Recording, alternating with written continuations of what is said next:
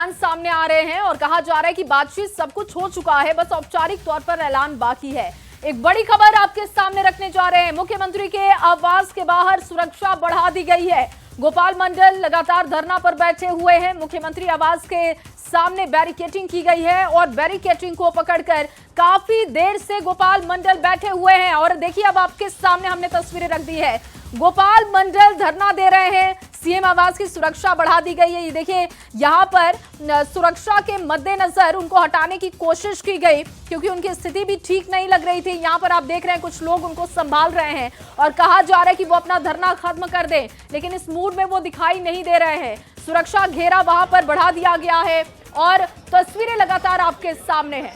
जब लोग उनको वहां से हटने के लिए कह रहे थे और कह रहे थे कि अपनी नाराजगी वो खत्म करें, लेकिन पूर्व एमएलसी रणविजय सिंह भी पहुंचे थे वहां पर और वहां पर नाराजगी उन लोगों की दिखाई दे रही थी। जेडीयू विधायक गोपाल मंडल का धरना, सीएम आवास के बाहर धरना पर बैठे समर्थकों के साथ डटे रहे। एक बड़ी खबर आ रही है, सीधे न्यूज रूम चलेंगे। फॉर्मूले के ऐलान के साथ साथ गिरिराज सिंह का पोस्ट भी जो है वो भी सामने आता रहा। केंद्रीय मंत्री लगातार नसीहत भी कई बातों को लेकर के देते हुए दिखाई दिए और इस बार एक बार फिर से उनका बयान सामने आया है। उन्होंने कहा है कि बीजेपी को फील गुड में नहीं रहना चाहिए। इसके साथ साथ उन्होंने स्ट्राइक रेट का भी जिक्र किया और इशारों में चिराग पासवान के लिए भी कुछ उन्होंने बातें कही और इसके साथ वो भी इन्होंने कहा कि बैठक से दूर रहने होने के सवाल पर कहा कि जिनको दिखना चाहिए वह दिख रहे हैं। बयान आपको सुनाते हैं। आपने कल एक बात भी कही कि फील गुड में बीजेपी ना रहे। हाँ, फील गुड में नहीं रहना चाहिए पार्टी को, और ये फील गुड हम झेल चुके हैं अटल जी के समय। ये फील गुड से बड़ा नुकसान होता है, जमीनी हकीकत से दूर, और जिलों का समीकरण अगर नहीं बैठता, यहाँ तो जातीय समीकरण नहीं बैठता है। आपको लगता है कि कार्यकर्ताओं की भी अनदेखी हुई है क्योंकि आप लगातार आवाज उठाते रहे? स्वाभाविक है, आज कार्यकर्ता नाराज दिख रहे हैं। नाराज, अब मान लिया जाए कि जो सीट 500-700 सीट वोट से हारे, सपोज कीजिए कि मेरे ही जिले में बखरी, अगर कोई कहे कि वो सीट किसी दूसरे को दे दिया गया, चाहे जदयू को दे दिया गया, तो देखिए, गिरिराज सिंह थोड़े नाराज जरूर दिखाई दे रहे हैं, लेकिन सम्राट चौधरी का बहुत बड़ा बयान सामने आया। एनडीए में ऑल इज वेल है। सम्राट चौधरी कहते हैं कि एनडीए में सब कुछ ठीक है। सीटों का ऐलान हो चुका है। सीटों के चयन पर अंतिम दौर की चर्चा, कुछ ही घंटों में साफ होगा सब कुछ।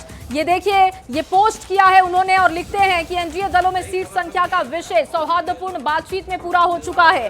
कौन दल किस सीट पर लड़ेगा, ये चर्चा भी सकारात्मक बातचीत के साथ अंतिम दौर में है।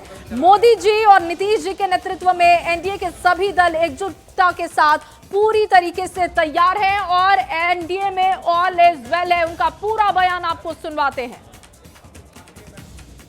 पूरा एनडीए एकजुट है और लगातार बैठक का दौर चल रहा है। अंतिम दौर में बैठकों के माध्यम से सीटों पर संख्या हम लोगों ने क्लियर कर दिया है। अब अंतिम दौर में सीटें बढ़ाने का काम चल रहा है। अगले कुछ घंटों में सारे नीतीश जी हम लोगों के नेता है जी, और नीतीश जी तो पूरे बिहार की जनता का बिहार की जनता नीतीश कुमार जी और मोदी जी के नेतृत्व में कहीं कोई नाराजगी नहीं है। आइए आप लोग कहीं ऑल इज, बहुत ही खुशी की बात है कि एनडीए गठबंधन चट्टानी एकता के साथ आगे अपने चुनाव के लिए।